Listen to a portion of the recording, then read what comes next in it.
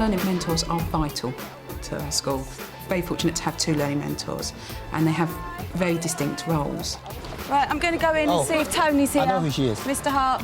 Yeah. See if she's... Julie looks at things on a more whole school global basis. She looks at, have we got trends and patterns in the sort of difficulties that we're having. The bottom line is I could put the best teacher in the world in a classroom, but if that child does not feel happy and safe and secure, they won't achieve to their full potential.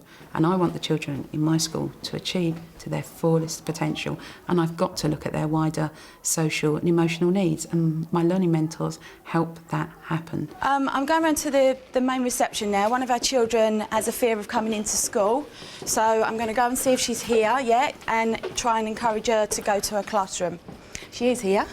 Our role in this school is quite flexible. We're not based in the classroom full-time. We don't focus completely on the academic side. It's more pastoral. Just come in on your own. Come then. Come, darling.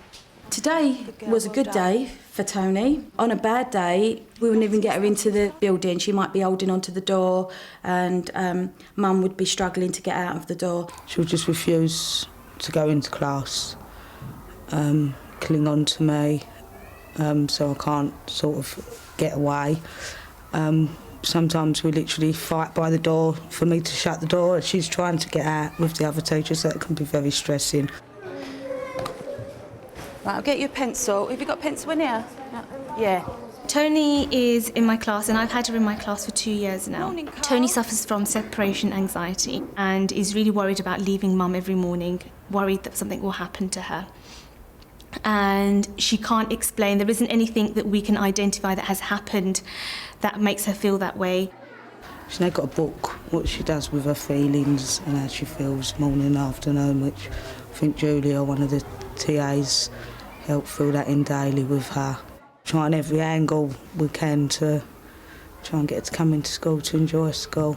Oh, you went home to lunch? No, I went home because I was sick. Oh, you went home because you were sick yesterday? Oh, OK.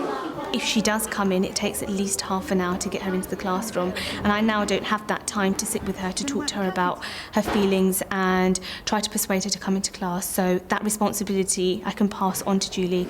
I think you've done very, very well. We did her feelings book, which she was quite happy to do, and she's usually quite happy to do that, unless she's having a really bad day. The TA came out and she went into the classroom with her really quickly, which was absolutely fantastic. Very unusual, but fantastic. And as far as I know, she's done the full lesson this morning, which is great. Today, we are learning to use persuasive language. Can anyone give me an example of what do we mean by using persuasive language? What would I be doing for that?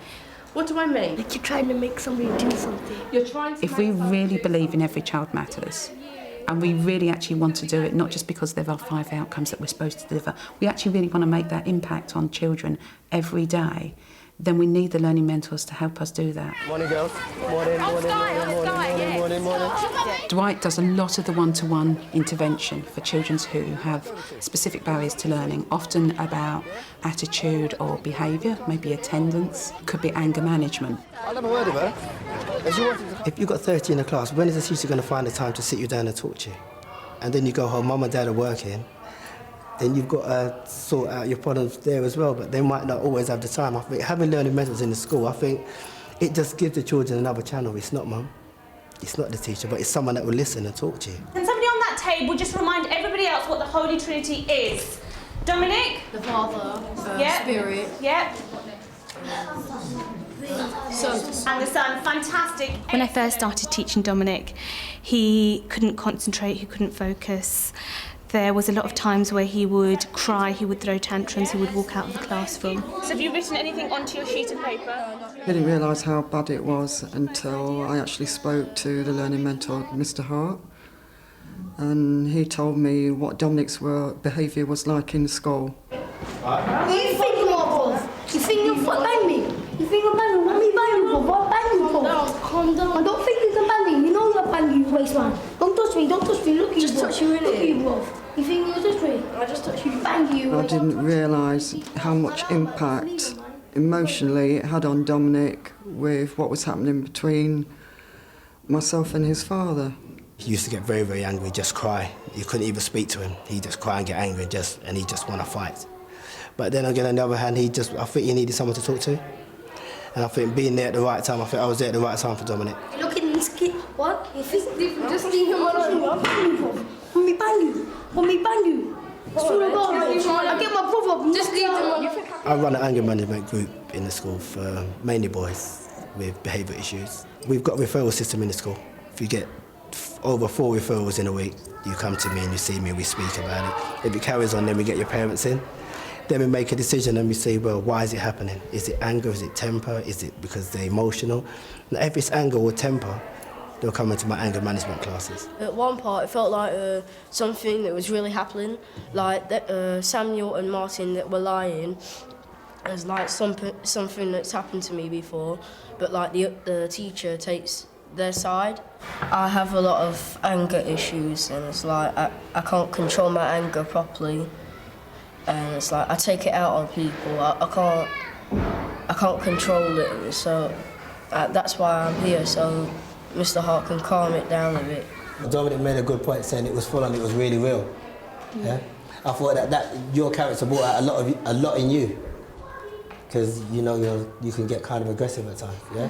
So for you to see it yourself and feel it, how did that feel for you? Good. It felt real. It was something that you do. Yeah. Stop speaking!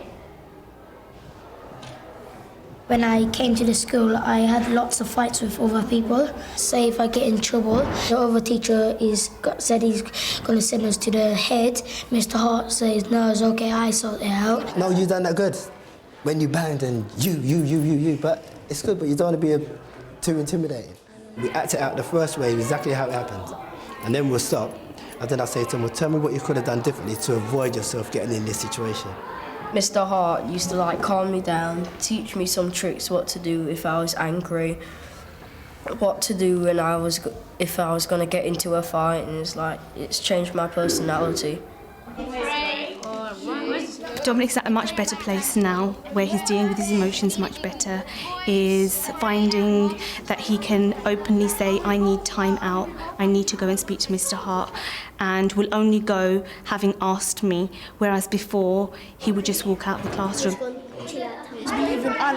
Personally, I think every school needs a learning mentor, whether you're in a deprived area like this or in some lovely leafy suburb. You always get children that have issues. Every child has the right to be able to enter an education system that's going to support their emotional needs as well as their academic ones. And the learning mentors do that for us. Off you go! Get your caps, your hair down, the basket, belt down. I can celebrate the day that learning mentors were introduced because it has made such a difference to my job and that of my teaching staff. Before we had learning mentors, quite a lot of a teacher's time and sometimes a head's time was taken up with sorting out the everyday things that happen when you've got lots of children together. So when learning mentors were introduced, that became a really important part of their role. They had the time to spend to give one-to-one attention to a child who needed it at the right time, at the crucial time when it was needed.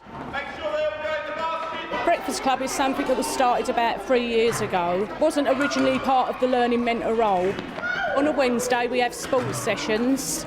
Monday, Tuesday, Thursday, Friday it's just a normal day, so they come in, they play with the toys, they have a healthy breakfast. I can get information that I might not get otherwise, and when the time comes that there might be a need for that child to come to the learning mentor, I've got a bit of background information, and I've also got that relationship that I can just contact the parents.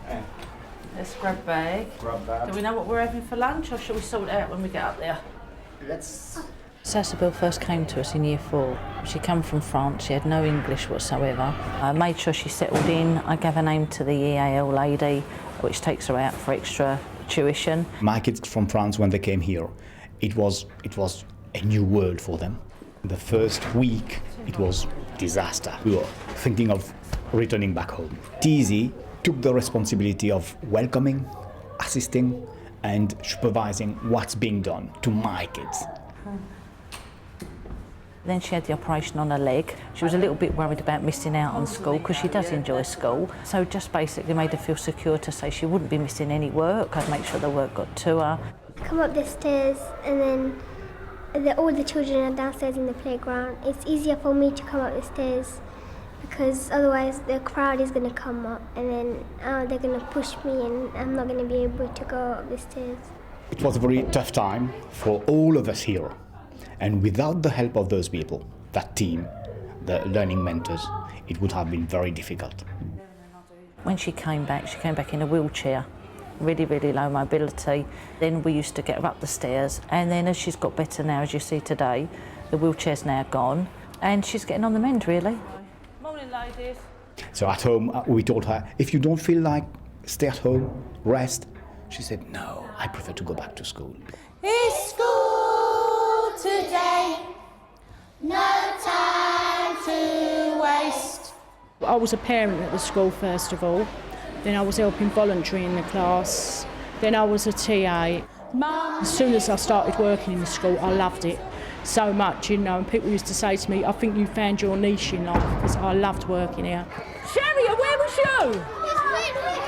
Where was you? You didn't come to choir, did you? To be honest with you, when I first started as a learning mentor, I was so shocked. I was really shocked. I thought, I can't believe what goes on in this school.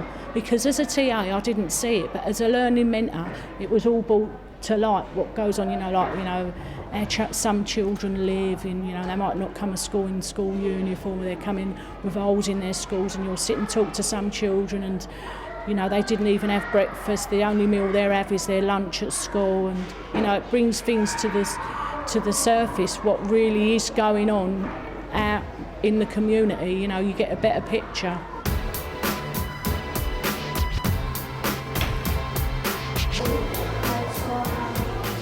He's cussing my mum, so I cussed his mum back. Or I never said anything about his sister. What would you have done differently?